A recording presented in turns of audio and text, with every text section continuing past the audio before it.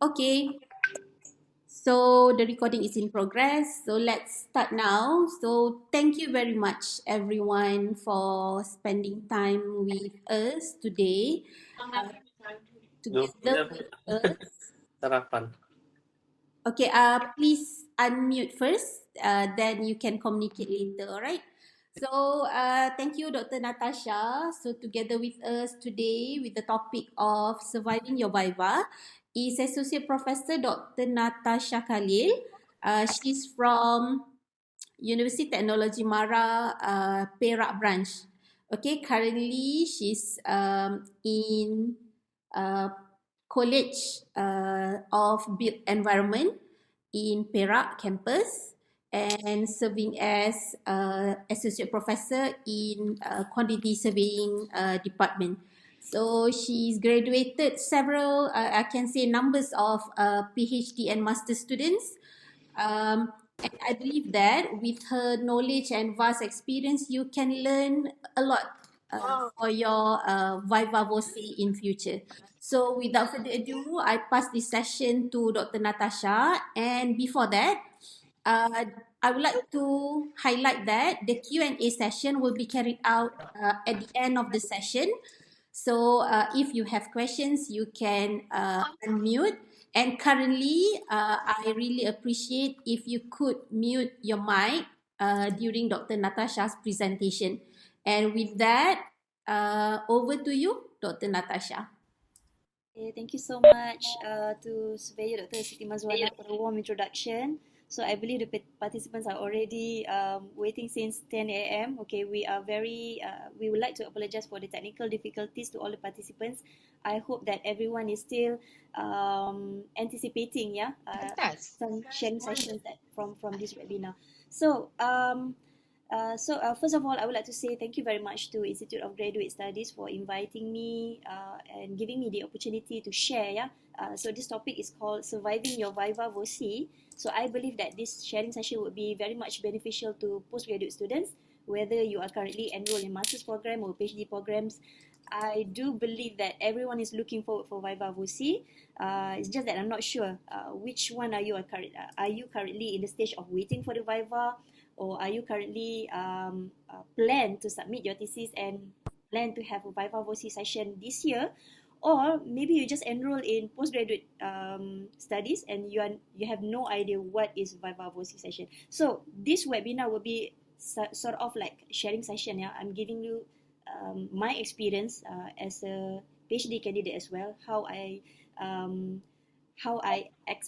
my experience having a Viva Voce session, and also my experience as a supervisor attended my students' Viva Voce session. Yeah, all right. Okay, so this will be the contents of the sharing session for today. I will start with probably some sweet and horror stories about Viva stories. Probably you may heard it from your peers, your friends who have eventually completed their Viva Voce.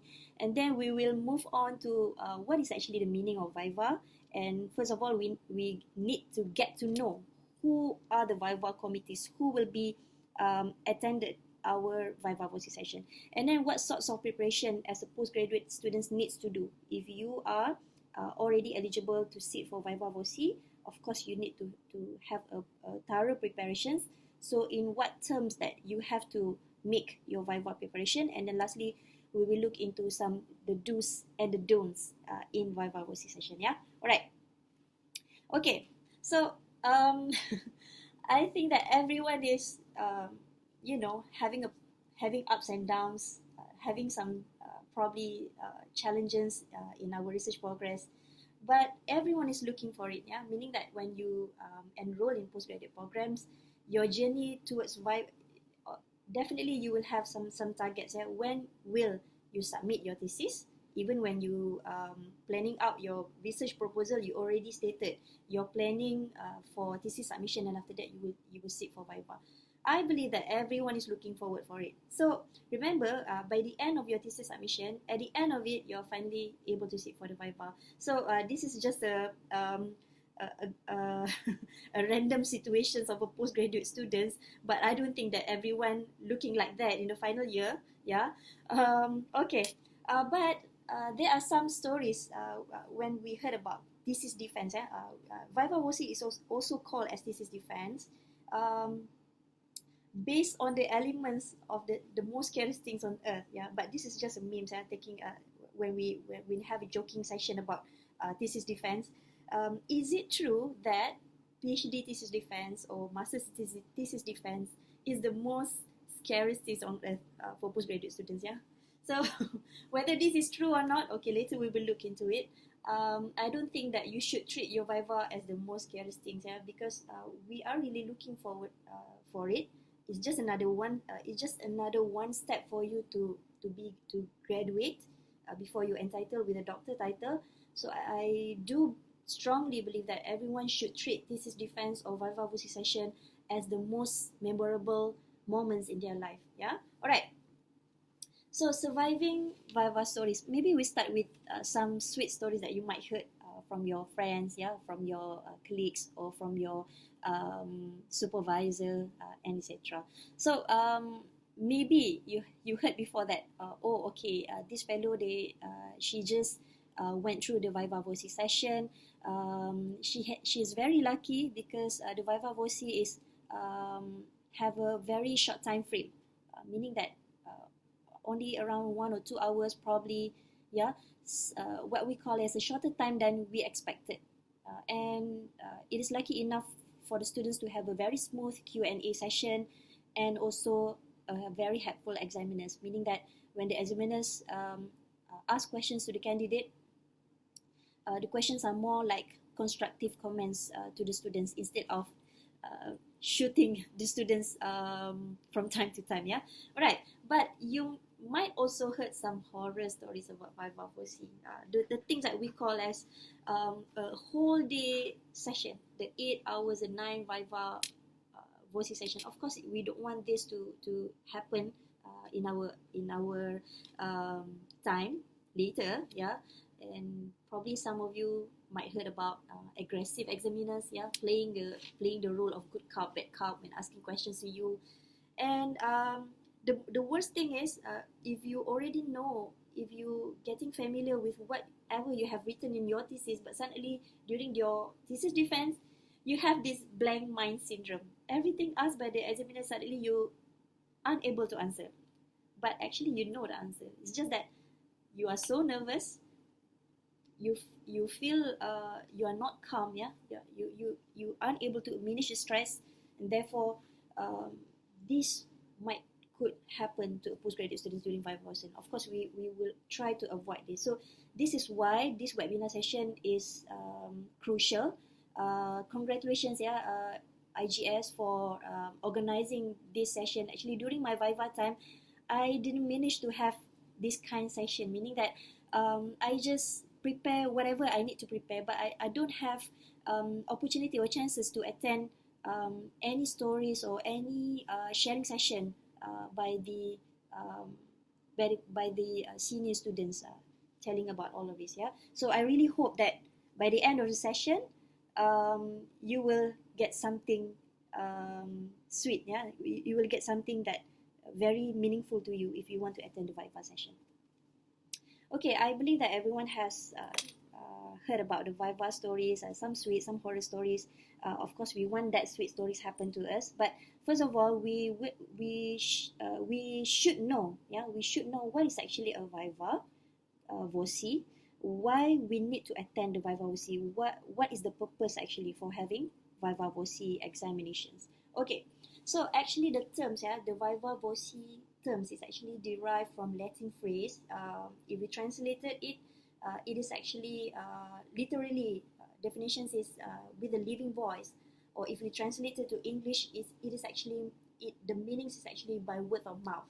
So some might pronounce it as Viva voce, but some pronounce it as Viva voce. But if we pronounce it in English, normally people will pronounce it as Viva voce. Okay, so the real definitions of Viva voce or thesis defense is an oral examination that is normally conducted for an academic qualification. So in short meaning, this Viva voce or thesis defense is an examination but it was conducted orally. Okay, why we need it? Okay, later we will see the next slide. What is the purpose of having a Viva Voce session?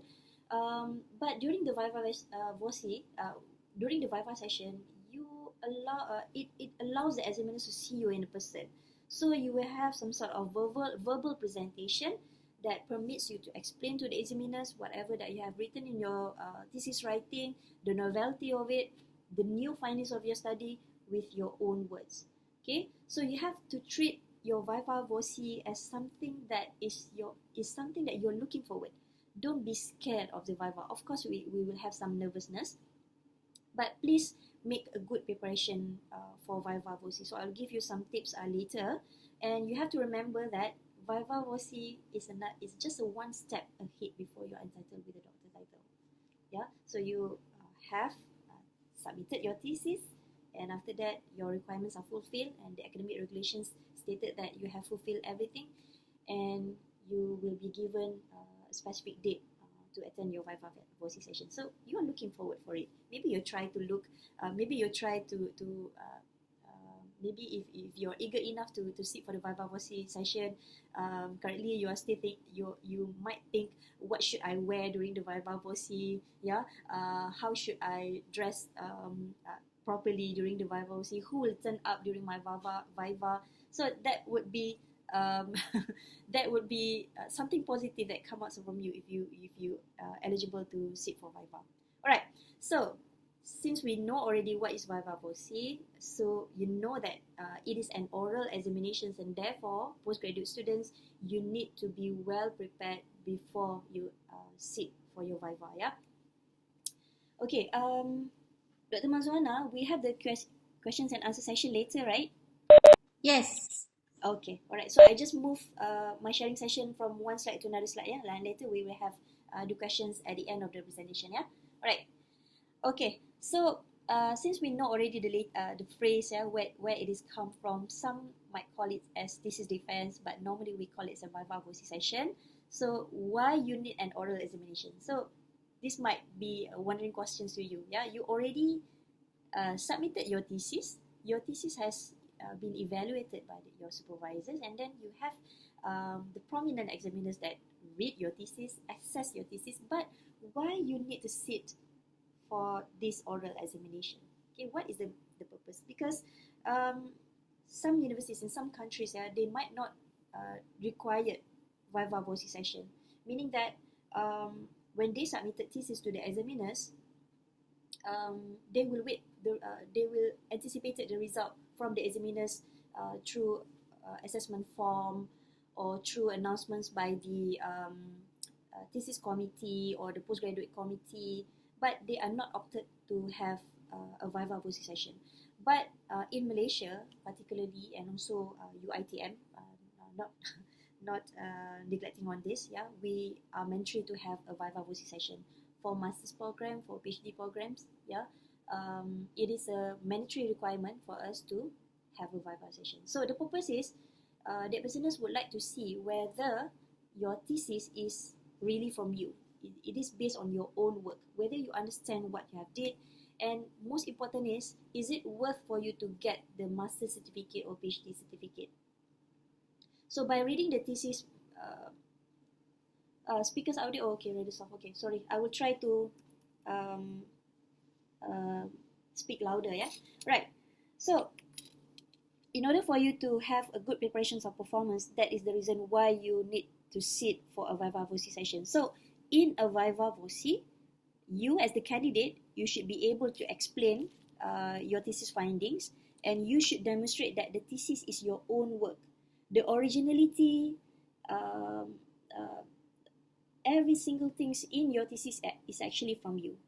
The analysis of writing, the survey analysis, the conclusions, the framework that you have developed, it is from you. So definitely you will have a familiarity of knowledge in the field of the study. What you are trying to prove from your research is originally from you. So that's the reason why you need to have an oral examination, and you must have this ability to analyze critically. So I hope that everyone is already understand what is Viva Voce session. and what is the main purpose of having oral examinations, what we call as Viva VOCI, right? Okay, so we have already know about some Viva stories. We know what is Viva. So we might wonder, who will be the Viva committee when I have a Viva VOCI session? Who shall be my examiners? Where shall I sit? Who shall introduce me, to the examiners, etc. So that is what we call as Viva committee. So who will be there? You have to get familiar with this. But before that, um, um, we might wonder as well, what will be kinds of setup, what will be the setup rooms for our Viva session? Is it going to be a physical platform, or is it going to be an online platform? All right, so if a physical Viva is carried out, of course you have to be present there. Your presence should be there, and as well as the other thesis committee, like your chairman, your supervisors, the examiners, the minutes taker, everyone should be there, right? But if the Viva VOCI is based on online platform, so everyone is having a suitable place at their own preferences, but you have to make sure that your bandwidth is very good. The connections is very good, and I was told by the organizer, I was told by the IGS that the Viva VOCI session for UITM, we opted, whether it could be implemented in physical platform, or it can be also implemented by online platform. I was told that. So you have that options, whether you want to do it physically or you want to do it via online. So probably because we have this kind of situations, or what they call as a pre-COVID and also after COVID outbreak. Of course, during pre-COVID, most of the Viva sessions was conducted physically.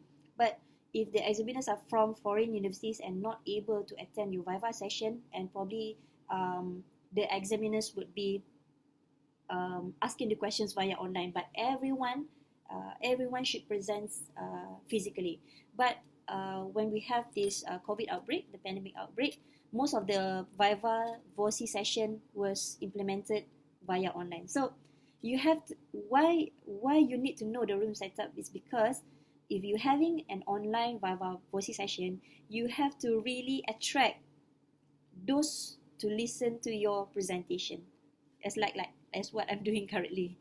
So I'm doing whether 100% participants or 100% audience really focus to whatever that we presented. So the same things goes to you if you have an online Viva session. So you must make sure that your presentation runs smoothly. Every single thing that you presented is understandable, and etc. All right. Okay, so who will be there?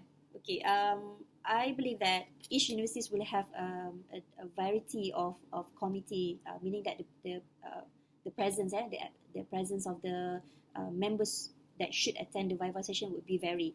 But this is a general attendance, meaning that when you have a Viva session, this committee should able to should attend your Viva session. So the first one, we should have the chairman during the Viva. You should be present. You as the candidate should be there as well. The examiners, and some universities might have 2 or 3 examiners, and normally the examiners are appointed from external institutions or internal institutions. Your supervisors will be there as well, and normally we have 1 minute taker. And some universities, they might also invited some other committees like deputy dean of postgraduate, or we have dean, dean of the faculty to attend the Viva session. So it depends. It depends on the university's requirement. But however, if you are currently waiting for your Viva VOCI session, then maybe you should acknowledge this, because when you start your presentation, you would like to get to know who are they actually. Alright. So once we know who will attend our Viva session set, then you need to know what will be their role, okay? Because not all attendees are asking questions to you. So you have to clearly know what will be their role. Okay, so when I had my Viva session, I don't really aware of the committee's role. So I just present, and luckily I survived during the Viva. But I do believe that most postgraduate students now, they need to know the role of this Viva committee to make sure that their presentation went smoothly, and they are able to manage their stressful, manage their stressful before the Viva session. So we have the chairman. So what is the role of the chairman? Why we need to have a chairman during the Viva? So normally the chairman is the person who facilitate or to moderate the session. He or she is the one who chaired the sessions throughout the Viva VOCI session. And normally the chairman will introduce the candidates and also all the committee's members, including the supervisors and also the examiners. He announced rules and also the result based on the Viva VOCI session to the students. And the chairman should also note the decision made by the examiners, meaning that chairman is not reading your thesis before Viva VOCI session. So your chairman is not the one who examine your thesis. Yeah, you have to remember that. But if you have a very helpful chairman during the Viva VOCI session, then probably it can sort of like helps to moderate the session in smooth flow. Yeah, in smooth flow. All right. Next, we have the examiners. The things that might scare us, the examiners. We are not sure whether the examiners are aggressive or the examiners are in having a decent behavior or not. But you have to remember that before you went to Viva VOCI session, the examiners have read your thesis. Right? The examiners have read your thesis, the examiners have evaluated your thesis. Actually, the marks are given by the examiners before your Viva. So during the Viva VOCI session, the examiners will ask questions to you. Okay? And then they will decide the awarded result to you with some sort of discussions with the chairman. So that's the reason why when we attended a Viva VOCI session, we were asked to leave the session after the questions and answer has ended. Yeah. All right. So whether it is 2 examiners or 3 examiners, it depends on the university's regulation. Yeah. But for UiTM, I believe for PhD we have 3 examiners, right? One must be from external institution, and one must be from foreign universities. Yeah. Right. Please correct me if I'm wrong. Yeah. All right. And then you have 1 minutes taker. Normally 1 minutes taker. So normally minutes taker was appointed by the Viva committee, the one that have probably have a knowledge or background similar to your study area. So the role of minutes taker is to jot down questions by the examiners during Viva, because some of the questions might not appear in the assessment form. So that's the reason why the examiners ask you the questions during the Viva, because they want to know your real answers. Yeah. All right. But you have to remember, the minutes taker are not allowed to interrupt the questions and answer session. So meaning that even though that the minutes taker have the ability to answer or have the knowledge background of the study area that you are presenting, but he or she is not allowed to ask questions to you, and also not allowed to help you to answer the questions. Yeah, right.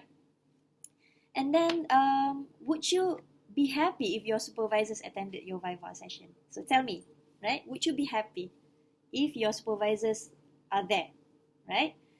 If I am the postgraduate student, I would be very delightful and very appreciate if my supervisors, all my supervisors, whether I have 2 supervisors, 3 supervisors, attended my Viva session, because it shows their moral support, right? It shows their moral support. But you have to remember, yeah, definitely. But you have to remember, your supervisor has to sit quietly in the Viva room session.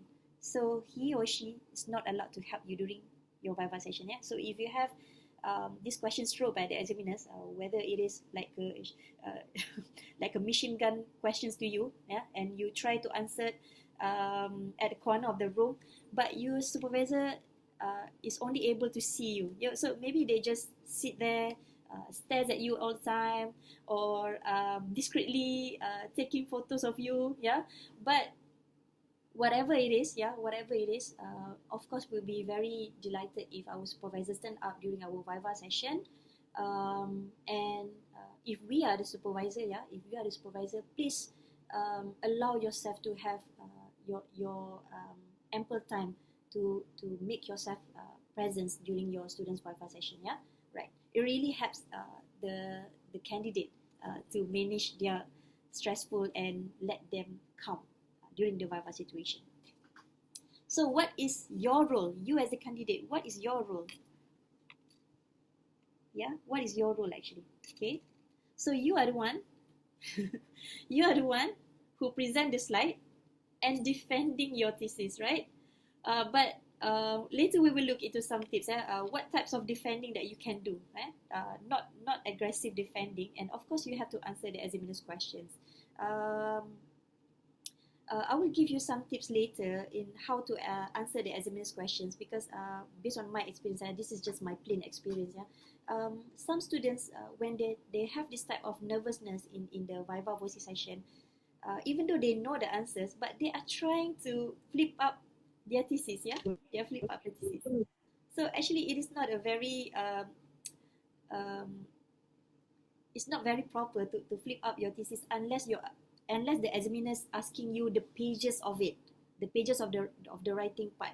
Where is it? But if you are currently answering the examiner's questions, please not to flip up the thesis pages, even though that you have the thesis in front of you. Because you must be able to answer it, since your thesis is your own work. That is why the examiners really need to see the originality of it. Okay, so later I will share some more tips. So this is just everyone's role in the Viva committee. Alright, so please do not be afraid of Viva. Alright, please do not be afraid of Viva. If you know how to handle the situations, I believe that the Viva voice session would be very smooth.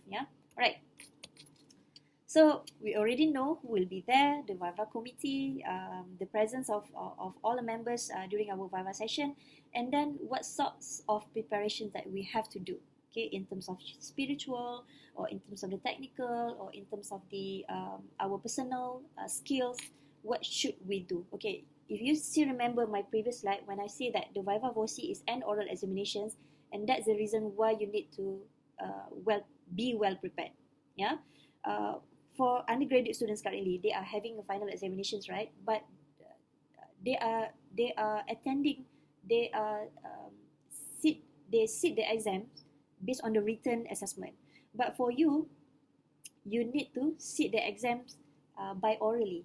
You have to speak out your defense, whatever that you have submitted to the postgraduate studies, then you have to defend for it.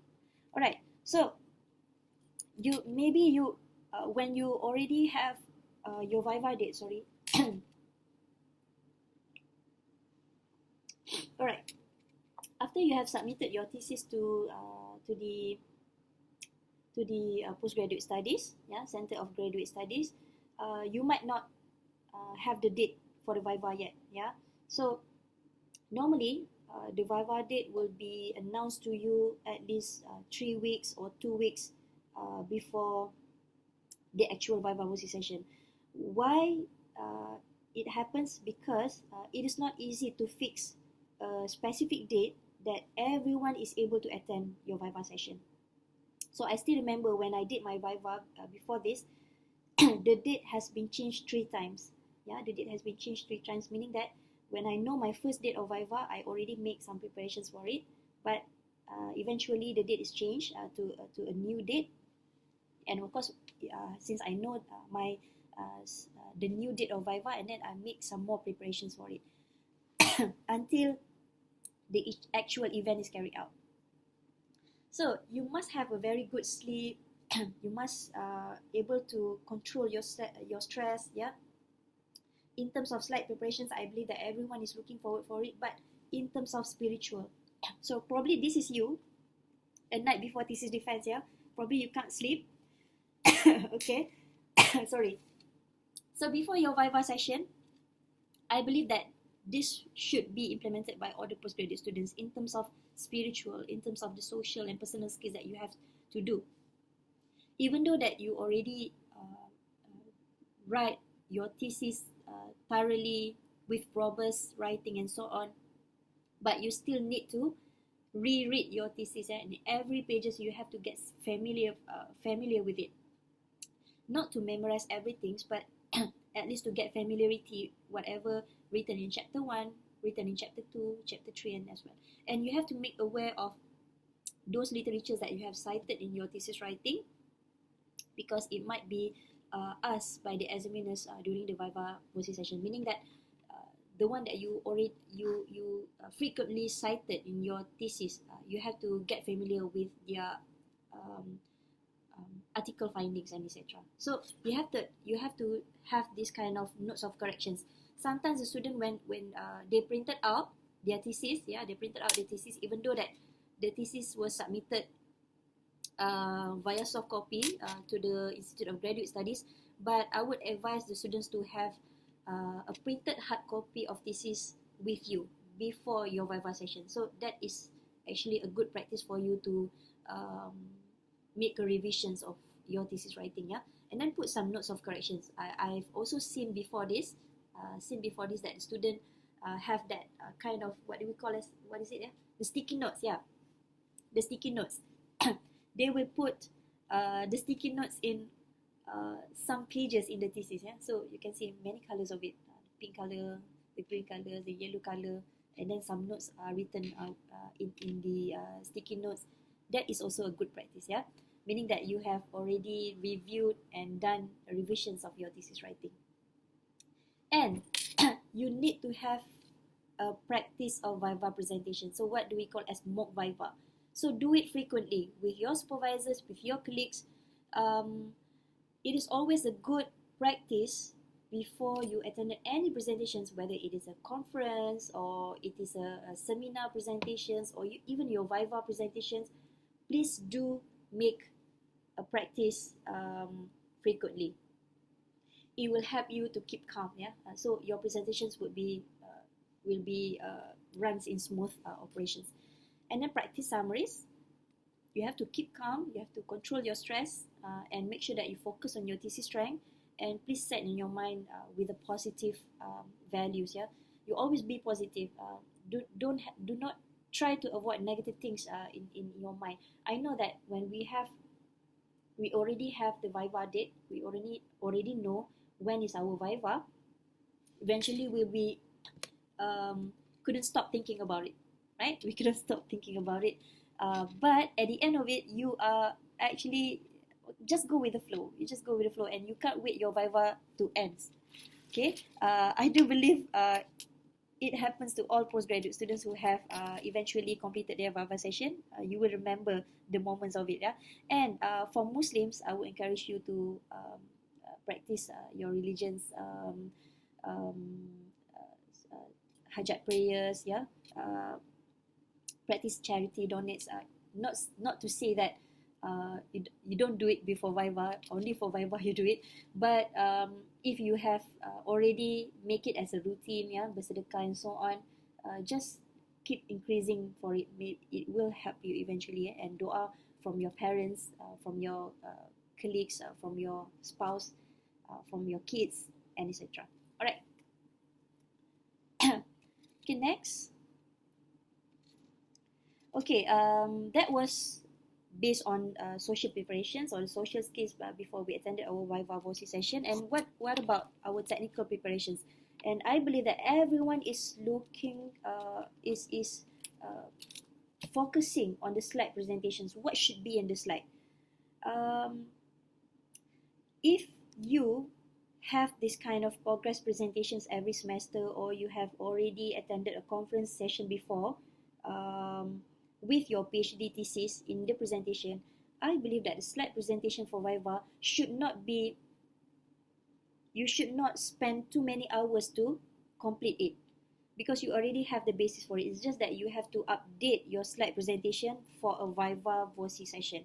So make sure that you have impressive slide presentation, not to say to have too many infographics or too many images to be inserted. Not that kind of situations, but you have to remember you only have 20 minutes to present, so your slide must be precise, must be compressed. So I would really advise for the students not to insert too many too many slides or too many pages on literature review. Because why? The examiners already read your thesis. So having too many pages on literature review will definitely bore the examiners. You have only 20 minutes to present. So I have this kind of situations. Sorry, I just having a sore throat right now.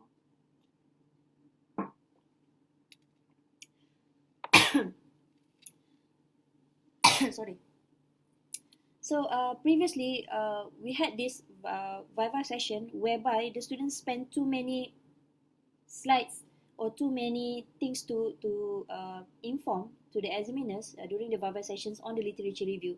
End up, the student only have 5 minutes left to present on the methodology, on the results, and also the model framework that written in the thesis writing. So that is the reason why you need to practice your Viva presentation. So I will give you some tips how to compress it. So try to compress the introductions, the issues, the gap, the LR eventually in one slide. So how to do that? I will give you an example later. So remember, your slide, you have to focus your objective achievement. If I am the examiner, I was looking forward on how you present your results and how it is aligned to your objective. So you already have the objective in your thesis, your research have objective, the main aim, whether what you have presented aligns towards it. If you have hypothesis, how do you come up with a hypothesis statement, and whether your findings supported the hypothesis or rejected the hypothesis. So if I'm the examiner, I really focus on it. All right. So please do not insert something which is not written in your thesis. You have to remember that. Sometimes when we do updating our slide presentation and we came across something that okay, this is a very good statement, or this is a very good article. No voice? Everyone can hear my voice? Yes. Oh, okay, all right. Because just now I saw a comment saying that no voice. Okay, all right. Okay, sometimes when you prepare your slide, you came across to see something that is really attract you, but it is not included in your thesis writing, and you eventually put it in your slide, right? So please do not do that. Yeah, do not insert something that is not written in your thesis. Examiners will get aware of it. Okay, from where you get this information, in which pages, can you show me your references saying that, and etc. Right? Okay. Next, what should be appear in your slide? Okay, so I think that everyone wants to know what will be in our slide presentation, whether it is similar with your progress presentation slide. Some of you, some are postgraduate studies here, when they enroll in their programs, they have this progress presentation every semester. Yeah, so is it going to be the same thing like you have present previously, or you need to update everything in a new presentation? So if you look into these headings, what should have in your slide: the title, the background of your study, the research problem or the gap of the study, the literature review methods, results, everything looks like sort of like similar that whatever that you have presented previously, right?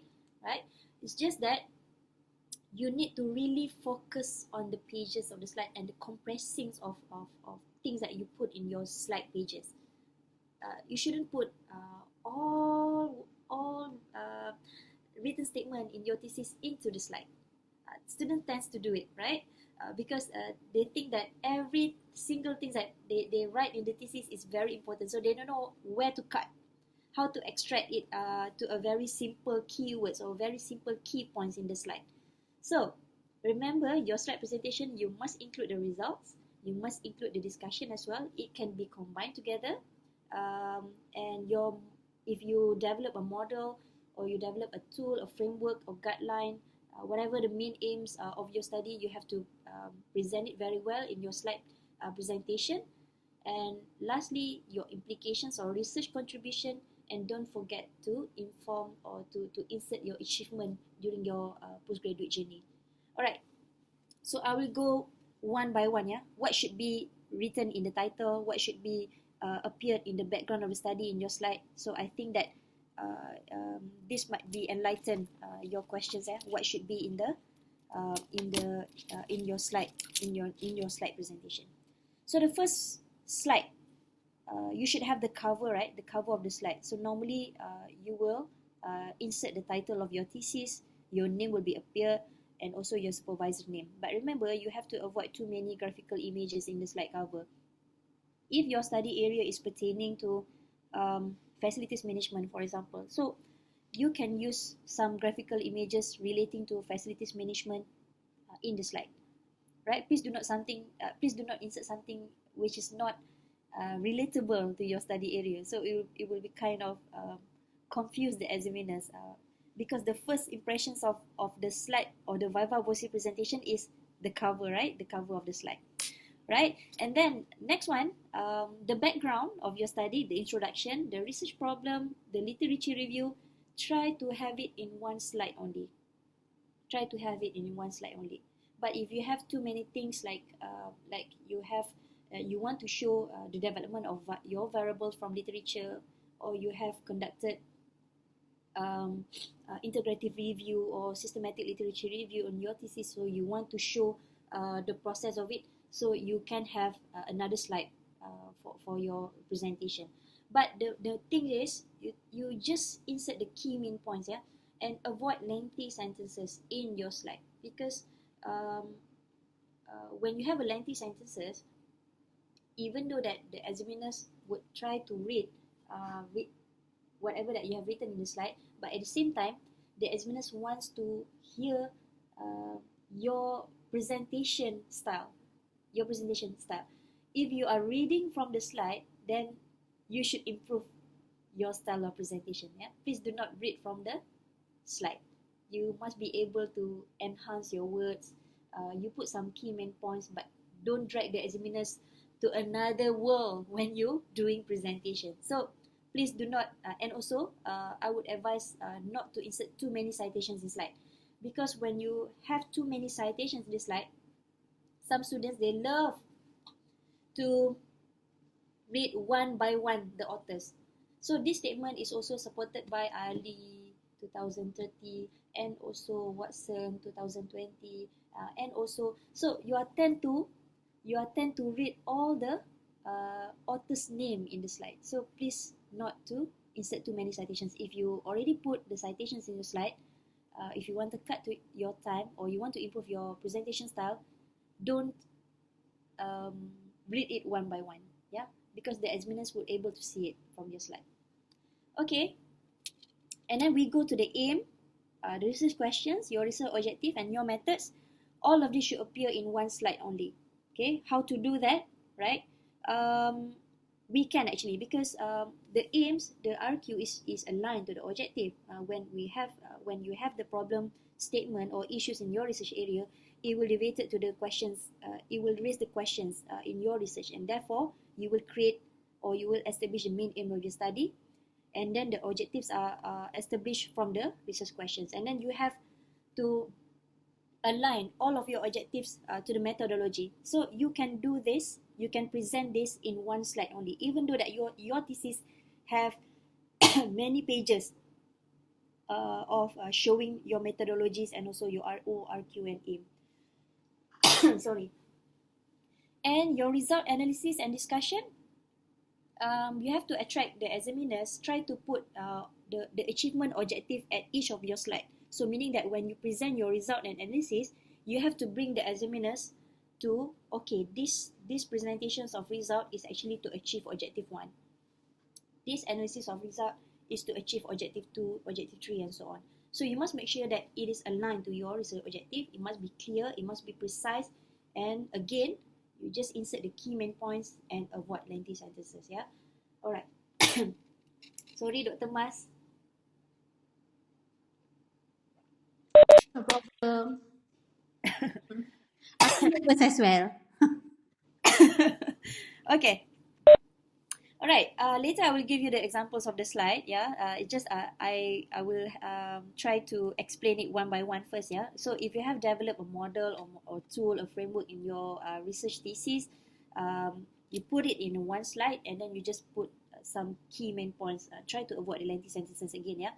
And the conclusion as well, how your objectives achieved. So I would advise you to do it in the graphical or a table or something like not a very what do we call as pointing out your conclusions writing, just like your thesis, submitted thesis, yeah, because this is the conclusion. So we want to see whether your conclusion has achieved the objective 1, achieved the objective 2, and so on. So what will be your concluded or your summary of the things that you have highlighted towards your objective. And then the next slide, pertaining the research contribution. Definitely this is very important.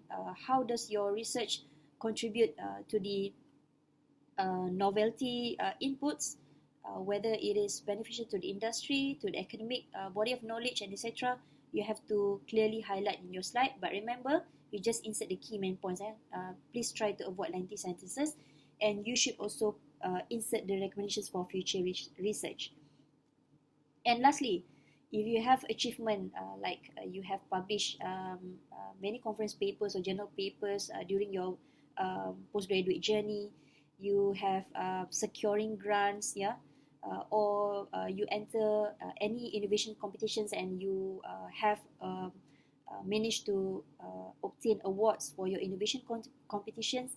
So put it in your slide. It will provide some impressive and meaningful informations to the examiners. Yeah, sometimes maybe the examiners might not able to see it in your thesis, but when you present your slide, then you are able to show your achievement.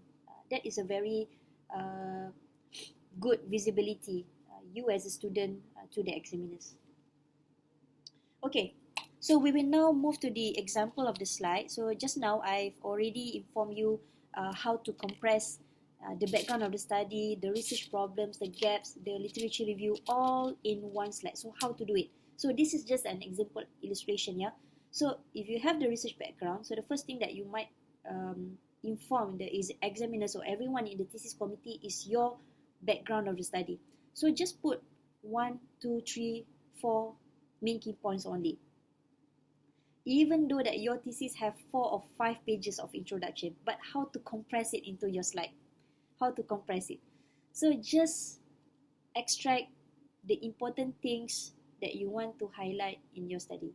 So let's say you start with the overview or scenario of the industry. Don't put that. Don't put it in introduction. Yeah, if you already have some policy stated in your introduction, don't put it. So you're just highlighting the main background of your study area. Let's say if you are doing a study on, because I am in the background of facilities management, so you will start the context of FM in the industry, for example. So you put that in the introduction, and then you support with some citations, for example. But if you don't have time, do not read the citations, the author's name in the slide presentation. Yeah, all right. And then the introductions would prompt towards the problems and issues, and that's the reason why I put the arrow here. So meaning that when you have presented your introduction, it will move towards the issues. However, something like that, right? When you write in your thesis, you will put some, even though this is something very crucial to the industry, to the it aligns to the national agenda. However, there are some issues occurred in this context area. So what is it? So you just put some images, problems, issues here in figures, yeah, and then put up some key points. But you have to remember the figures, the issues here is what you have put as well in the thesis. Yeah, don't put something that is not in your thesis. Okay, so you have the research gap. So you can see from here, yeah, your introductions will prompt towards the research gap and also problem issues. And the research gap is also created. I think this arrow is wrongly wrongly direction. It's a wrong direction. It should be up to the research gap. Yeah, maybe you can have an improvement later, because this is just an example, right? So the problem statement is prominent towards the research gap of your study, and that's the reason why you want to carry out this research, the justification for it. So you will try to compile all the literatures relating to the study area. So in my slide presentation, I only have this one what do we call this? It's a one box of LR only, and I have about 3, 4 main key points. So I just put that. So all the variables, all the initial variables towards my study area, I just put it in the table and put it in the next slide, right? So I don't put everything in literature review slide pages, because remember, the examiners already read your thesis. So we want to have a very precise, a very compressed presentation on all of these four. So you need a really good practice for it, how to do it. Okay, and how to compress everything, like the aims, the RQ, the RO, the methods in one slide. Um, uh, Eventually you can do like these graphical images that I'm showing here. Okay, you just need to state what is the main aim of your study, and then what will be your RQ. If you have 4 RQ, try to align it to your research objective.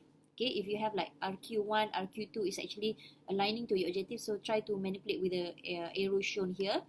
And then each objective is aligning to the methodology, right? So in here, since you have already conducted the analysis, you already have the result, okay, you just don't put the result in the methodology here. You just put what is the methods or instruments that you have used, and what kind of analysis of methodology towards this objective, yeah. So this is just an example of how to compress the aims, the RQ and RO methodology in one slide only. And if you have presented a phases of methodology in for your research instrument, so try to realign for it. So let's say I have 3 phases of methodology to make sure that my objectives are achieved, and therefore I will try to direct all of the methodology towards phase 1, this methodology towards phase 2, and this the last methodology towards phase 3. So I'll try to align it. So if the examiners already read your thesis, so they will have some sort of visual pictures of what you have done all this while. Okay, maybe you heard about this. You when you read about 2 lengthy stories from Facebook or from newspaper and so on. So you try to understand for it, right? So they will leave some naughty comments, yeah, saying that why so lengthy? Try just to draw it lah.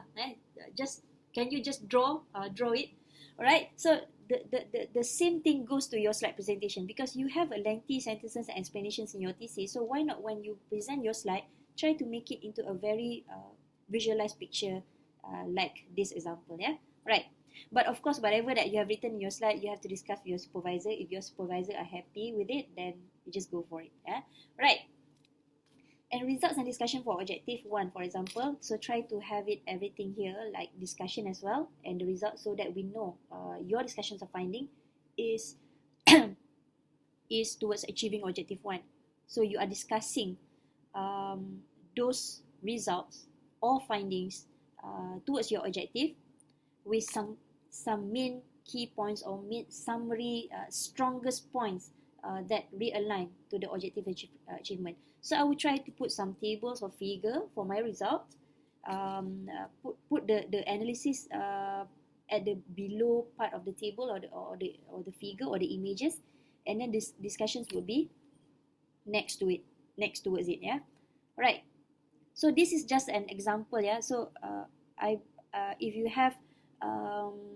have ability to have a better version of a slide presentation, you can also try to look some informations on how to have impressive slide presentations. Yeah, I also do that because I don't have graphical skills. Yeah, I'm from quantity surveying background. I am from 9 design based background, so I don't have these skills to draw a very good sketch in my slide presentation. So it will be like a plain slide with box, circles.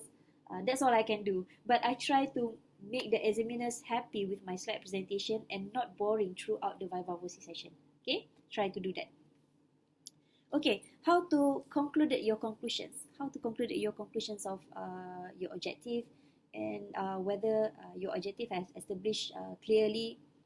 So try to realign it with the research objective 1. So let's say your identifications of objective 1. What is your conclusion point? Objective 2, what will be your conclusion point? Objective 3, objective 4, etc. So try to have key main points only. Try to avoid the lengthy sentences. Yeah.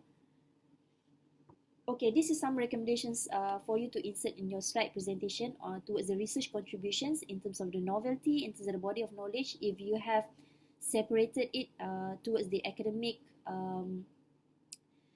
experts, or towards the body of knowledge, towards the industry, towards the national policy, please have a divisions of those who shall benefit your research. Yeah, shall benefit your research. I would not encourage you to have a limitation slide. Some students, when they did this defense research proposal, um, they will insert limitations of research. I know that limitations are very important, but try to avoid it during your research proposal. But for your Viva presentation, yes, you can insert your limitations. So at least we know why the students are not covering this scope, why the students are not covering this scope, and etc. For research proposal, why I say it is not a good practice, because you just started the research. So please don't have a situation with, oh, I'm not covering this, because you haven't done yet with your literature review. It might change, yeah, it might change. But so that's the reason why I would encourage you to put your limitations of research during your Viva presentation, but not your research proposal. Okay, so recommendations for future research. Okay, I know that you have these points. You have the descriptions of recommendations in your thesis, so put it in your contribution, because it might be something that is really that the examiners really want to ask, why you are not covering this one, and why you are recommending this scope, this kind of situations, and so on. Okay, so everyone is clear right now? Am I too fast or am I too slow?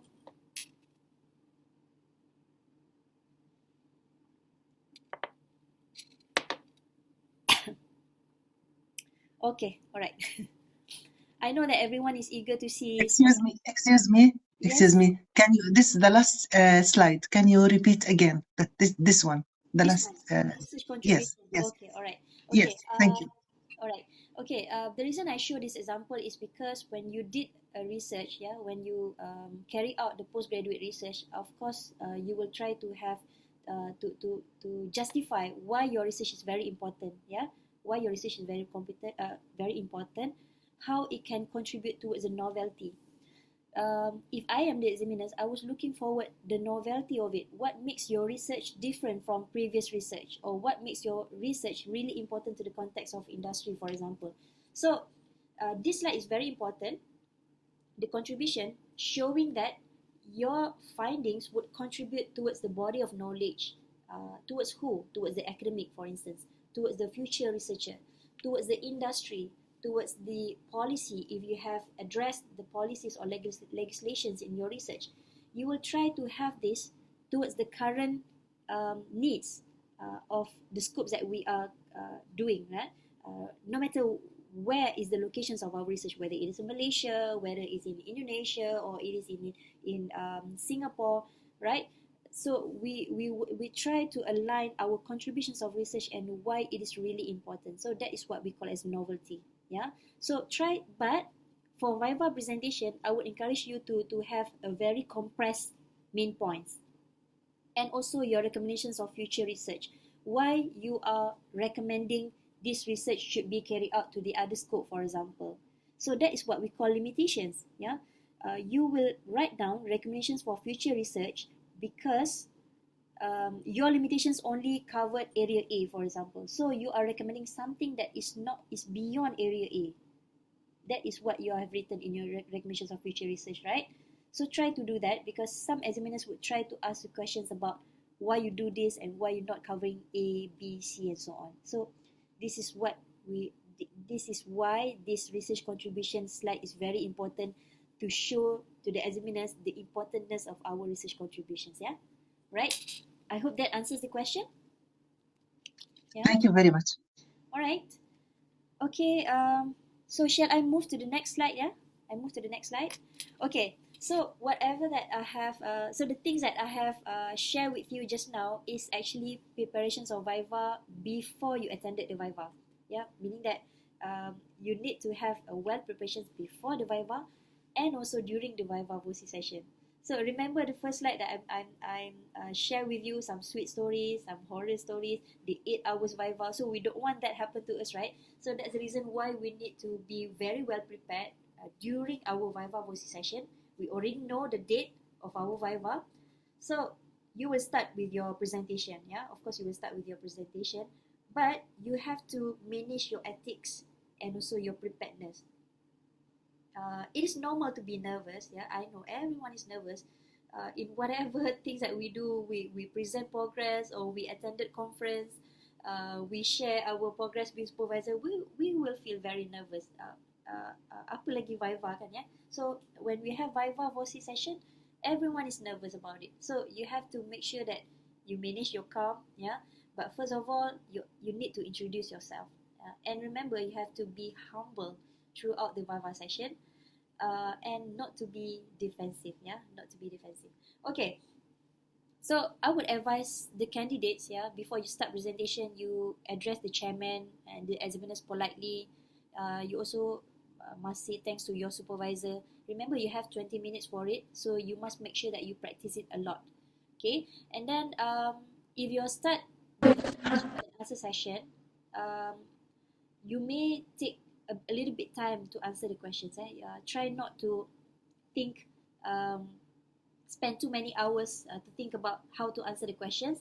Or like what I said, try to avoid flipping up your thesis pages when you're answering the questions, unless the examiners ask you um, the pages of it. So let's say the examiner asks you, okay, can you tell me in your page 61, you have informed about this one, this one, this one. So at that time, you you are allowed to meaning actually you are allowed to flip out the pages, but it's not it is not a proper option when you're answering the examiner's questions by selak-selak thesis, selak-selak thesis, try to flip out the pages. Okay, where is the answer? It shows that you are not familiar with whatever that you have written in the thesis, right? Okay, so when the examiners ask you, try to answer for it, and if you want to prove it through pages, then you can say to the examiners, okay, the answer has already provided in pages 68, for example. So you try to flip on the page 68 and then you inform the examiners. That can be allowed. Yeah, that can be allowed. That would be a proper way for you to answer if the things are highlighted in terms of pages. Alright, so when you answer the questions, you have to speak clearly and look at the examiners. And look at the examiners, yeah, whether the examiners are online or physically. I know it's very it may scare you if you look at the examiners and try to answer the questions, but believe me, if you stay calm throughout your Viva voice session, maybe the first or two questions you might feel very nervous and you are not sure whether your answer is correct or not. It's okay, right? Okay, the things I always inform to my students, before she or he attended a Viva voice session. You have to remember, during the Viva voice session, the examiners are not looking into whether your answer is correct or wrong. It's not whether it's not in terms of, it's not the matter of you're wondering whether my answer is wrong or whether my answer is correct. We want to see your justification. We want to see your familiarity with your thesis writing. So whether it is true or not, it is up to the examiners, right? It is up to the examiners. But we are trying our best to answer the questions in our own understanding. Yeah, in our own understanding. If you are not able to answer the questions, for example, if the question is too difficult for you to have that answer currently, so you can address and politely say thanks with the questions, noted with the questions. Yeah, you try to justify it first, but if you feel that that is not the right answer, that is not the answer that you're expecting for, then you should say, I have noted with your suggestion, for example, I have addressed all of the things that you have mentioned just now, and definitely I will have sort of discussions later with my supervisor addressing on the issue. Thank you very much, Professor. So, because you have to respect the examiners, despite of whether the examiners aggressive to you or helpful to you, you have to respect them. Remember, they have read your thesis. They have evaluated your thesis and already give you marks before the Viva voice session. So you have to place yourself as a very humble postgraduate candidate that only another step before graduating, right? All right. So talk about your thesis, yeah. When you answer the questions, you must talk about your thesis. Don't talk about something that, or maybe you involved with the consultations, or you are currently doing, you are having what do we call this, a fixed job as the director of something something. Don't talk about it if it is not written in your thesis. So don't talk about your own work. You should talk about something that is your thesis only. You have to keep smile, keep calm, uh, even though that you look very stressful, but just smiling will help a lot. Yeah, smiling will help a lot. Remember, you have to take photo before the Viva session, right? So remember, the smiles, your appearance will appear in your Viva photo session. And don't get defensive. Why do I say get defensive? Because some examiners will try to provoke you. Some, not all. Maybe you have the examiners that try to provoke you. And you tend to get defensive. Hey, this is my work. I spent too many hours preparing this result, this analysis. I have not slept for 1 month. Yeah. So how come the examiners say that this is not up to the standard that academic needs for? You will feel very, very defensive, right? But in the Viva situation, try to control it. Don't get defensive and don't be rude to the examiners. You just need to note it with the suggestions, address with all the requirements informed by the examiners, and later smile and inform that you address it, you note about it, and you will make sure that the corrections will have those insertion in the thesis corrections, just like that, right? Just like that. So you need to have some practice how to have a good questions and answer session with the examiners. Try to talk this with your supervisor, and please pay careful attention to the questions. Okay, this happened to me. This happened to me because, of course, I do listen to the questions carefully, but eventually I have the examiners that have a very deep accent, you know, the English accent. So I have to really listen of what are the questions that he tried to ask me, and then I try to understand it. But even though that I might understand 80% of the questions, but I just try to answer it. And later, after I have answered it, the examiners keep smiling, you know. So it gives me something like, oh, I don't know whether my answer is correct or my answer is wrong, but the examiner is smiling at me, right? So that is the reason why when we attended the Viva session, we are worried about the answers that we are going to say to the examiners, whether it's right or wrong, right? So it's not about right, it's not about correct or incorrect. It's about how you justify or what do we call it? Defending the analysis that you have written in your thesis. Okay. Okay. So maybe if you are currently waiting for the Viva voice sessions, you are trying to have this kind of, what kind of questions that they might ask me, the favorite questions by the examiners. Okay. Have you ever talked with your supervisors about this? Did you manage to ask your supervisors, Prof, what will be the questions? Are they going to ask me about something that is not written in the thesis? No, no. Normally the examiners are not asking you something that is not in your thesis. Normally, okay, because the examiners read all over your thesis. Some examiners may read your thesis twice or once, and then there are some things that in your thesis that attract them, so they want to have a further clarification from you during the Viva voice session. But it is always a good practice if you're able to find out, or at least try to have this top 40 or top 50 Viva questions. You can easily search for it, yeah. So when you have these favorable questions asked during the Viva voice session, try to answer it. Put it in a written way. Put it in a written statement on how to answer it, and practice and practice to answer it orally with your friends, with your colleagues or supervisors, and etc.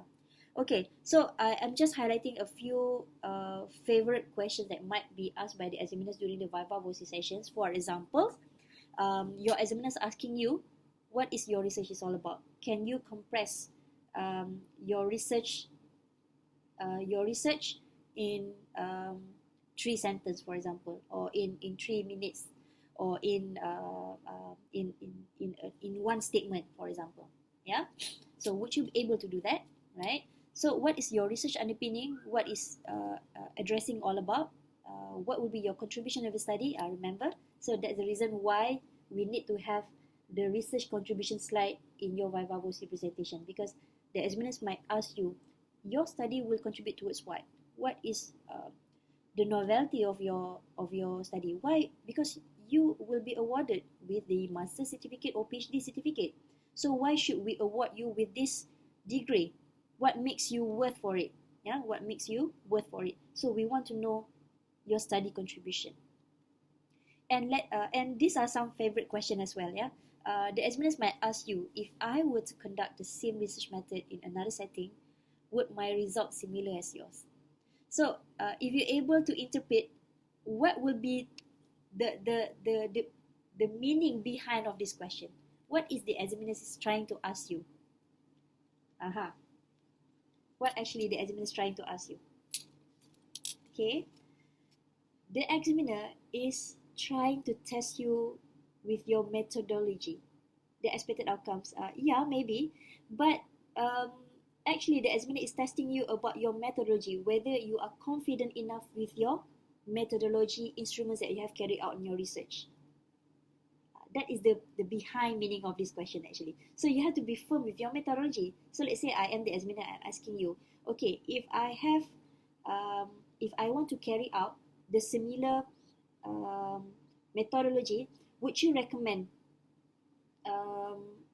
if I want to carry out the similar study of your with your area, would you recommend the same methodology, or would you recommend the other methodology towards the objective achievement? So how you want to answer it?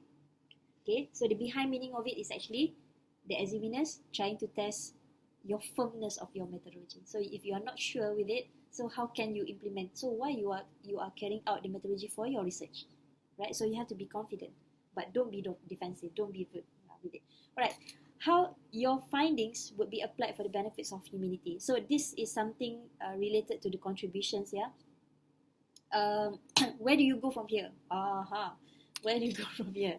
So let's say you have completed your research, and then the examiners are asking you what will be your further step. What will be your further step? So this is something related to the recommendations of future research. Getting a PhD is not everything ends. Yeah, it doesn't mean that you have a PhD. All right, my job is done. My career is done. I have fulfilled my career path and so on. I will always tell my student things like, when you have a PhD, it is actually the starting journey of your life towards a better position or a better achievement. PhD granted you with a doctorate certificate. You will have the doctor title, meaning that you will have a very deep knowledge in the study area. But your journey is actually after the PhD. So that is why we need to continue working out with the industry, having the connections with the those who are involved. Let's say you have involved participants from this industry in your methodology instruments, in your interview or your questionnaire survey, for instance. Try to have that connections after the PhD. Yeah, try to have these connections, getting a good consultations with other peers and so on. So your journey starts after PhD, not ended after you have PhD. Yeah, you have to remember that. All right. So, and lastly, the questions might be, what is the original about your research? So, so these favorable questions might be asked to you during your Viva voice presentation. So I would highly encourage the students, try to search this top 40, top 50, or top 30 Viva questions. You can simply search for it in the websites. Yeah, when you have these kind of questions, and try to put it in the table, and what will be your answer. So that is always a good practice before you attended your Viva voice session, right? Okay.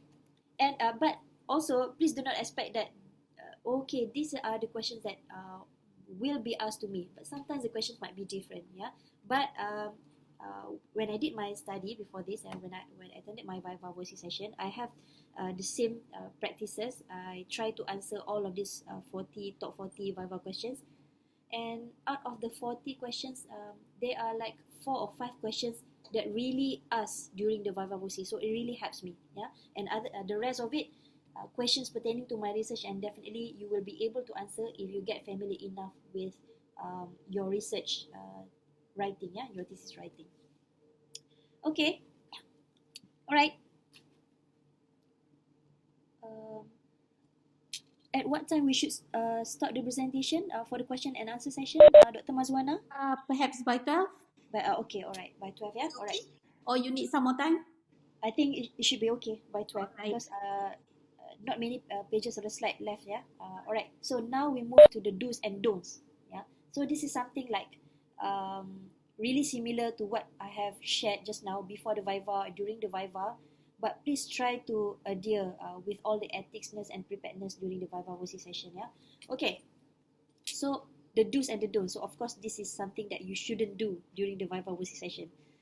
Please not try to be defensive like what I said, or try to be or be too or arrogant or rude.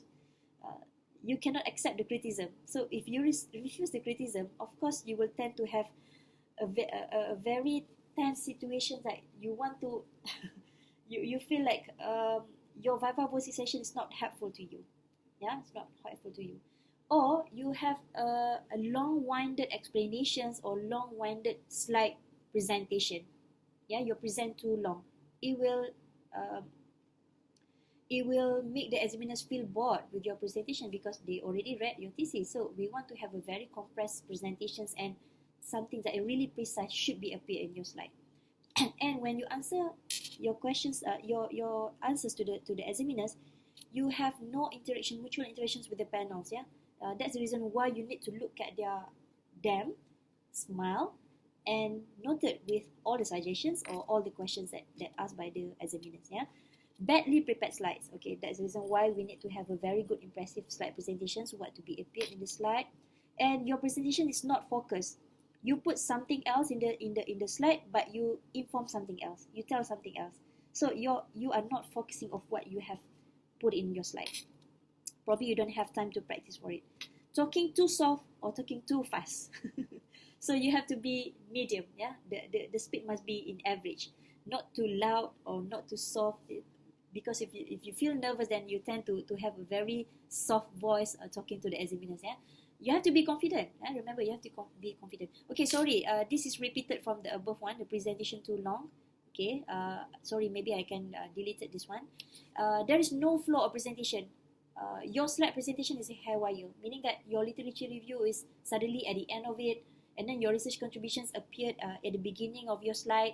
Yeah. So you have to make a proper flow slide presentation as what you have written in your thesis. Yeah. Your language problem. Okay, I do believe that language is everyone's issues, because English is not our native language. Yeah, maybe some of you are gifted with the presentations style. Some of us may not be good enough with the presentations. Do not worry about this. Okay, that's why we really need to have a good practice, good mock Viva before you attending your Viva presentation. Please be ready. Yeah, that's all. Please be ready. And please do not refuse criticism. You have to accept criticism. It's like you are entering a reality show. Your reality show, you sing in front of the judges, and then the judges comments to you, and then you just accept it. But you have to note that you might not be agree with the examiners. Yeah, but you have to note that that is their suggestions and comments that how to address it during your thesis corrections. But during the Viva, remember, you want to be granted with a PhD certificate or master certificate. So please address politely to all the examiners' questions. And please do not say like this, yeah. Why, if the examiners ask you, why you do this, why you do this instrument, why are you not doing that instrument, for example? So please do not answer like this. I don't know. I just follow my supervisor. Okay, what happened? Your supervisor will keep staring at you all time. All right. So please do not answer that way. Yeah. Even though it is a reality, your supervisor asks you to do that, but you have to make a very good justification. What do we say? Like a scholar answer, scholar level of justifications. Yeah. So please. Being evasive, not pledging your supervisors to assist you during the defense. If you cannot answer, just like I said, you have to say thank you, noted with the suggestions, noted with the issues highlighted by the examiners, and you will say that you will highlight all the addressed questions and statements in during your thesis correction. You're noted with that because you respect the examiner. Remember? Right?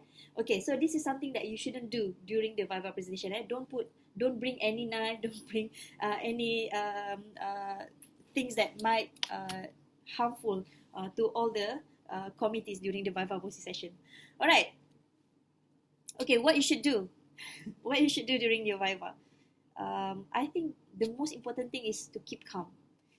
If you are having a calm situation, your mind is free from all the negative thoughts, you have a positive mind, you are eager to end your Viva very soon, because after this you will be graduated, you will not spend hours looking at your thesis anymore. So you should be calm before you attended your Viva. All right, you must be direct, you must be concise, and during the questions and answer session, treat it as a discussion session. It's sort of like you're having a focus group discussion with the expert, with the peers. You should be grateful enough because you have the experts in front of you discussing about your research. So whatever suggestions coming out from the examiners for your thesis, treat it as a very as something that that will help you to have a good quality of thesis. So that is the reason why we need to have a positive mind, yeah, and honest. Don't put something that do not say something that is not written in your thesis. You have to be reflective, and also you have to be presentable. Keep practicing. So of course you want to have this moment, right, when you walk out of your thesis defense room. Okay, this is something that I have survived during the Viva. I've managed to answer all the questions. I'm not sure it is correct or not, but Alhamdulillah, I was given minor correction. I was passed during my thesis defense. Alhamdulillah, it's okay. Major corrections is still you have even if you have major correction, you are still passed with your PhD thesis, yeah, or master's thesis, right? Okay, so the outcome of your thesis defense, whether you are being awarded with no corrections, if you're lucky enough, some of you might be awarded without any corrections. So you just proceed with the thesis formatting and come up with a hardbound thesis and then submitted to Institute of Graduate Studies. How lucky enough for you if you have this no correction award from the examiners, yeah. And then some of you might be awarded with minor corrections, 1 or 3 months, yeah. Maybe you can check with the academic regulations with the Institute of Graduate Studies what sort of outcomes that you might receive after you have completed your thesis defense.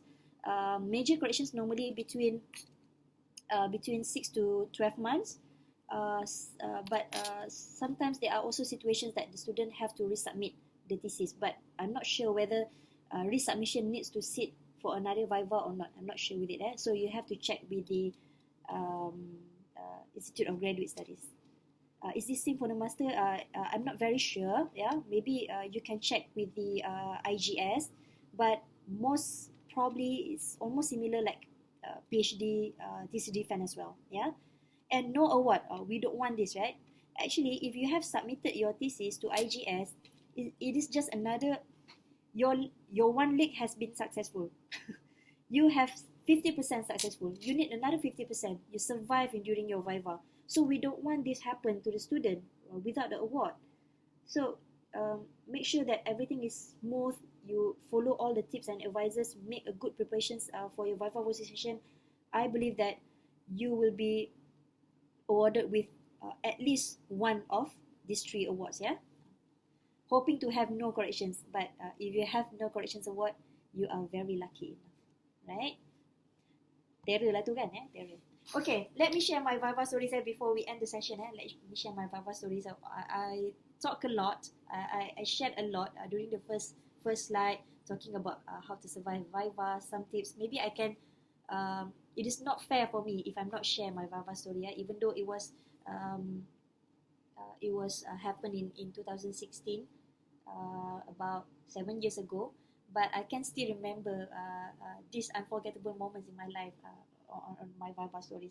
Alright, so this is the process of Viva for you to eligible to sit for a Viva. But again, you have to check with the academic regulations. If you're ready with the submission, normally we need to submit what do we call as intention to submit, ITS, or notice of intention. So since I am graduating, meaning that my PhD studies is carried out at University of Malaya. So if the student has submitted intention to submit, or ITS, to IGS, we are mandatory to sit what we call a special seminar. So this special seminar, so as the picture here, all are invited to this special seminar to see our sort of like Viva presentation. But there are no examiners in this session, meaning that if the other students are interested to attend this special seminar, they are allowed to attend for it.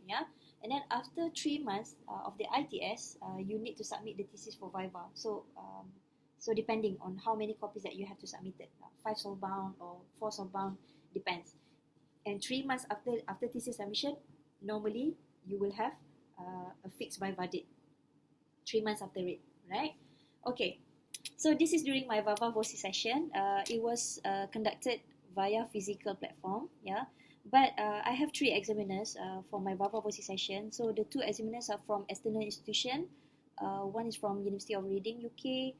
Another one is from National University of Singapore, and also have internal examiner. But however, the external examiner from UK is not able to be there, meaning that he is only able to attend the Viva session via online. So we did a Skype session during the Viva Voci, but all of the attendees, meaning that the chairman, the internal examiners, supervisors, the minutes taker, the committee are presented physically, be there physically. So I still remember it was in Ramadan month. It was in the Ramadan month, 1 week before Hari Raya celebration. Okay, and for your info, it has been 3 times. The date has been changed 3 times actually, until I have a fixed date for my Viva session, and it was started at 3 p.m. Why 3 p.m? Because we need to fix with the UK time. At that time is 7 a.m. So of course the session start with the presentation session. Soon after the chairman introduce the candidates, and then I start the presentation. So remember, you only have 20 minutes presentation session. So once the presentation ended, so that's the beginning of the questions and answer session. So it starts with the external examiner, and then goes with the internal examiner. Even though that I have my thesis in front of me, I didn't manage to flip. I didn't manage to have a look or to pick up the answers in my thesis writing. So I just answer. Try my very best to answer and politely address all the comments made by the examiners.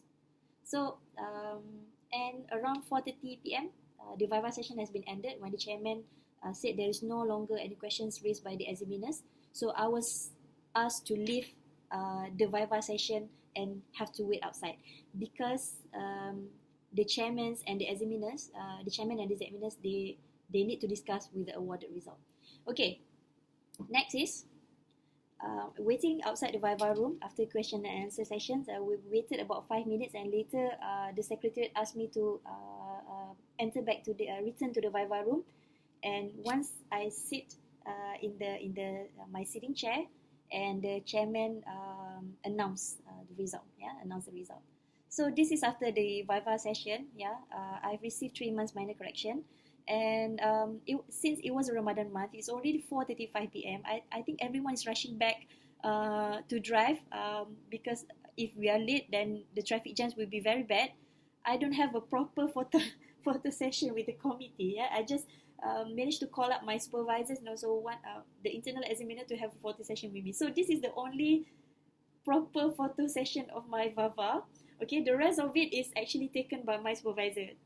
Thank you very much to my supervisor, Professor Dr. Sharul, for have these moments. Yeah, if not that, I don't have any single photo session during my Viva. So thank you so much, Prof, for have these shots. Yeah. All right. So I think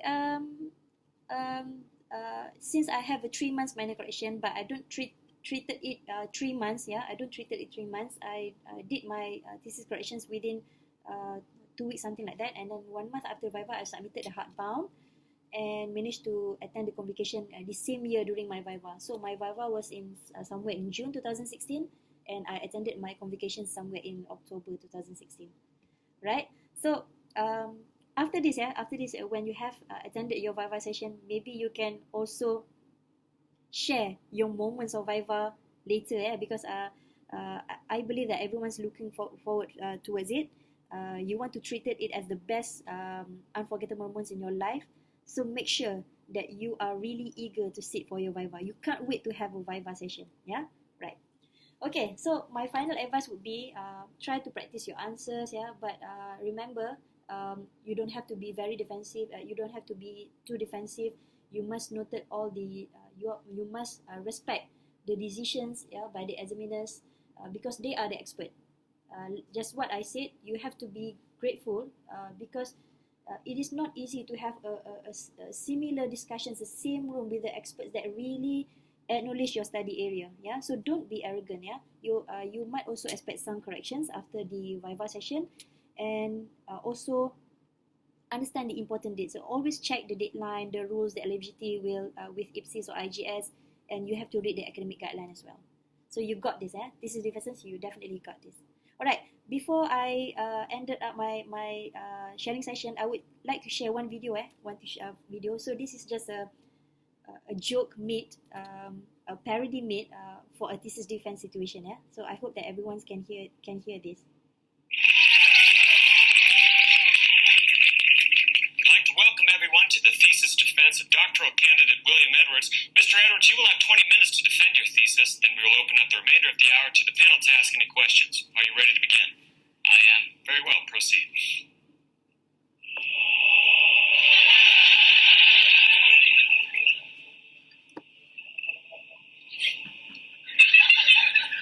On this, the 14th day of October, Anno Domini 2013, I, William, of the House of Edwards, do hereby swear to defend my thesis unto death. Mr. Edwards, we should remind you that you will receive no points for style. We are primarily interested in the content of your thesis. You need not explain your wicked designs unto me, foul creature. Excuse me? Well do I know of thine intent. You would destroy my thesis concerning the levels of water consumption in genetically modified plants. Mr. Edwards, perhaps we should clarify what it means to defend your thesis. See, none of us has any malintent or... Oh! What in the world? Stand and face me, cowards! If you would have my thesis, then come and claim it. What is happening? This is supposed to be an academic inquiry. Then you may inquire at the pearly gates. I was so close to tenure. Mr. Edwards, you have been horribly misinformed about the nature of this meeting. Have at me! I just want to know about some of the research you've done. I spent long hours in the studies published by Hirsch and Tangleson. The research by Edmonds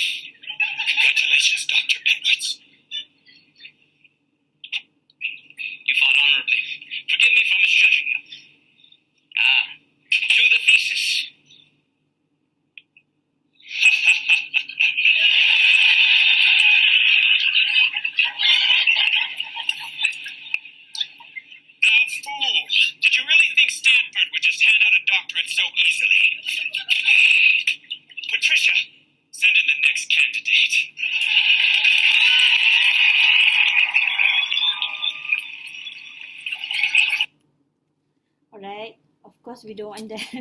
All right, for the thesis defense, very defensive, yeah, wearing that that bulletproof and all the accessories, etc. All right, so it's just a joke, yeah. I know that everyone is very nervousness, looking forward for our Viva session, but I really hope, yeah, I really hope by having this sharing session, you have to treat your Viva as your opportunity, yeah. You have spent too many hours on your PhD or for your master's research. Definitely, you want to pass your research with a successful results. So you have to compliment yourself for the effort and the hard work that you have shown. A little tips for me, yeah. If you are currently still writing your thesis and haven't done any publications, I would encourage you to do so, because publications before Viva will really help you in managing your thesis correction faster. Yeah. All right. So all the best to all candidates. Good luck. I hope that everyone will be successful during your Viva voice session. Thank you so much. All over to you, Dr. Mazwana. Thank you. Okay, thank you everyone. Thank you, Dr. Natasha, for a very, I can say, lively presentation, and hopefully every one of you will get benefited from Yes, whatever Dr. thank you. Natasha. It was very nice. Okay, so I open the session for Q&A perhaps in 15 minutes. So if anyone have questions, kindly unmute yourself and ask Dr. Natasha directly. So any questions from the floor? Dr. Mas, maybe I check the chat box, yeah, because just now I can't see the question, so maybe I might have some questions that are not answered yet, yeah. Sure. Right. Some of it I've answered, but you may answer the question as well.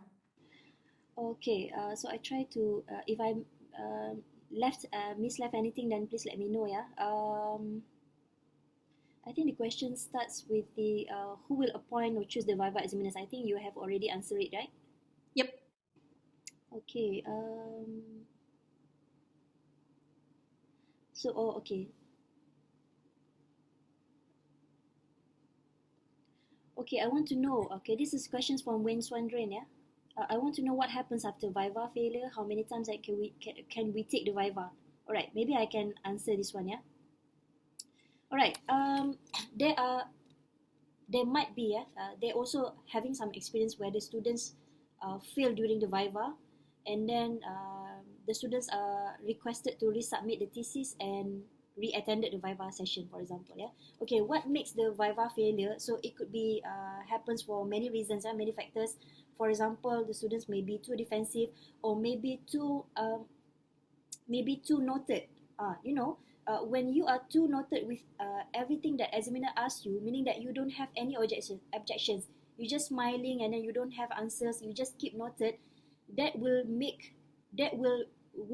not help you in your Viva process, meaning that you don't have justification from yourself. You just thoroughly agreed with all the examiners. So after all, even though you agreed with or not agreed, you have to make an oral answer for it, because the examiners would like to know your justifications, as I said. So let's say the Viva has failed and the student was not awarded with any corrections after the Viva session. So normally the IGS will ask the students to resubmit the Viva, resubmit the thesis, the corrections, and they will set a new date for Viva. So I think that will be a second chance for the students to improve during the Viva voice session. So I don't think that, in my experience, in my cases experience, I never heard that the student has attended more than 2 times Viva session. But I have one experience before this. I heard that some of my, not some, my peers, my friends that attended 2 times Viva session.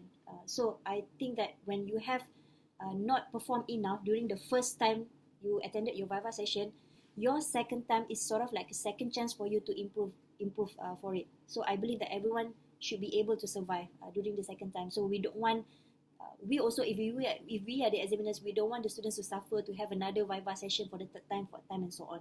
Right? Okay. All right. I think I hope that answer it. Oh, Mazwana already answer it.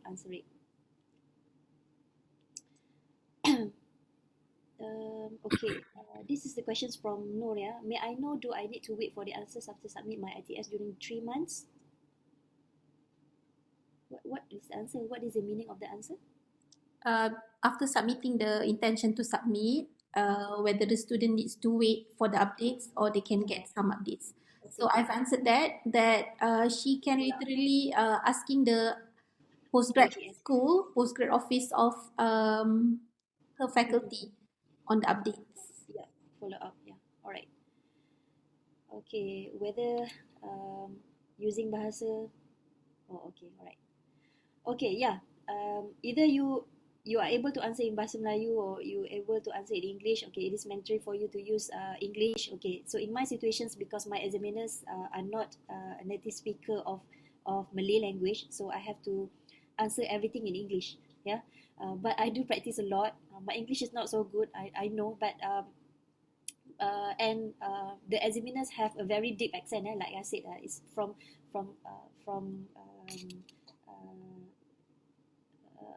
I don't remember University of Reading. Where is it? Right. Okay. So when I answered, I tried to have a very plain English. Yeah, very plain English. But as Dr. Mazwana said, that you may ask permissions to reply in Malay language if it is permitted by the chairman. But I would advise you, if the examiners and the questions started to ask you in English, try to answer it English. Yeah, try to answer in English. It shows you're professional. Okay. I think that's all the questions that asked by the participants in the chat box. I noticed that everything has been asked. Okay, the latest one. I noticed that if we got the grade 3, we should submit our corrected thesis during 6 months to 12 months. Can we submit our thesis within 6 months? Yes, yes, you are allowed. Yes, you are allowed, yeah, because 6 months to 12 months is actually a time frame given by the IGS, but it doesn't mean that you have to wait until 12 months only you want to submit your thesis. So normally, please correct me if I'm wrong, yeah, Dr. Mazwana. Normally, if you are given about 6 months to 12 months, meaning that the maximum 12 months is until you submit the hardbound thesis. So of course, you have to submit before 12 months. You need to have a good preparations for it. You have to check with the formattings, whether your written format is aligned to the requirements of IGS. So in my situations, let's say I have 3 months minor corrections, but I don't treat 3 months just to submit my thesis. I make the corrections faster. I try to submit 1 month after Viva, so that I don't wait until 3 months then only I submitted the thesis. One thing is because you just completed your Viva session, you already have these memorable things that you have during your Viva. So if you wait too long, or you take too many, you spend too many times or hours just to do your thesis correction, you might forget what you should write in your thesis correction. So please do not wait. Please do not wait. Maybe you can celebrate after your Viva session. You have passed with it, but only for 1 or 2 days. Then after that, you start with your thesis correction. Yeah, right. Okay. So I just want to add to Dr. Natasha's presentation that you can always download the academic rules and regulations, because in IPSis we have 5 categories of Viva results. Okay, we have category 1, category 2A, 2B, and then we have category 3, 4, and 5. 5 will be regarded as fail, where category 1 is no correction, category 2 there will be 1 month correction, 3 month correction, and then we have category 3 up to 9 month uh, correction. Okay, so you need to calculate very well. The 9 month or the 6 months is including the submission of your thesis hardbound. Okay, if I'm not mistaken, at least within the 9 months, you have to submit your correction, and it needs to be evaluated by the examiner appointed. So please work your timeline, guys. Okay, be aware of the timeline, and you can always ask IPSis regarding this timeline. Okay. All right. Okay, do you have any other questions? I believe, hold on. I think there's a last question from Kazim, is it? what advice do you have for PhD students selecting and associating with supervisors and co-supervisors? Aha. All right. So I think that this is a situation that if you don't know which supervisors or how to approach the supervisors, right? So probably you just enroll your postgraduate programs and you have no idea how to have that kind of selections for your supervisors. Okay. It's quite a tough questions actually, but I try to answer it. I try to answer, but I don't be very biased towards this. Yeah, towards this. Since I have the situations being a supervisor and I have the situations being a student previously. But if I place myself as a student, how do I select my supervisor is due to the expertness of his background, and also looking into the active situations that my supervisor have, like sort of like having grants, currently working on the research projects, or very knowledgeable in terms of publications in index journals or high tier rank journals. I will look into that as well. But this is a very subjective criteria actually. Some students might love to see, might want to have supervisors that really help them, meaning that even though that the supervisors are very good in terms of background, in terms of expertise, but if the supervisors are too busy with the tasks or so on, so you might not get chances to have a frequent meetings with the supervisor. So you might have to think about it as well. Yeah, but some student, but if you have, if you can work with your own time, meaning that you because being a postgraduate student, you must be able to what do we call as what is that term, Mazwana, Dr. Mazwana? What do we call as Which one? when we are postgraduate students, we should be able to make our work, make our time as our work. We are not spoon feeding you with the informations. You have to search the informations. The journey, even though that the postgraduate journey, they always tell you that you shouldn't do this alone. Yeah, you should have the colleagues or peers to help you. But in my Shall I situation, say independent, Dr. Natasha? yeah, that is the term that I want to say. Yeah, you must know that if you are able to work independently, therefore if your supervisors are too busy with the work, with the task routine, then I don't think that that should be a reason why you are not selecting the supervisors, the professors or the expert as your supervisor. Yeah, so try to also, you have to acknowledge their background. Maybe you can ask your colleagues or peers if they know about the supervisors um, criteria. Then you have to study this supervisor. Yeah, you have to study this supervisor. So I think that would be my advices before you're able to select which type of supervisors or co-supervisors for your postgraduate journey. Right. Okay. So just bear in mind, you are the one who did the research, who do the research. You, a supervisor is just a supervisor and mediator in terms of when you comes or when you stumble upon problems. We try to guide you the best that we can. So, Yes. but the gist of the research um, is in your hand. Okay, you are the one who understand best about your research. So we wish you all good luck in your future Viva and in your study. Perhaps you all pass with flying colors. Um, no class 4, no category 4, no category 5, and I believe you can do so. Okay, so thank you everyone. Please fill in the attendance form, and the certificate will be provided within a week, and together with the recording link. And Dr. Natasha provided us with the slides as well. So I will put it in our Google Drive and you can access. Okay. So I posted again the attendance link. So please fill in and make sure you fill in the correct information. So thank you again, Dr. Natasha, for your time. Thank you so much.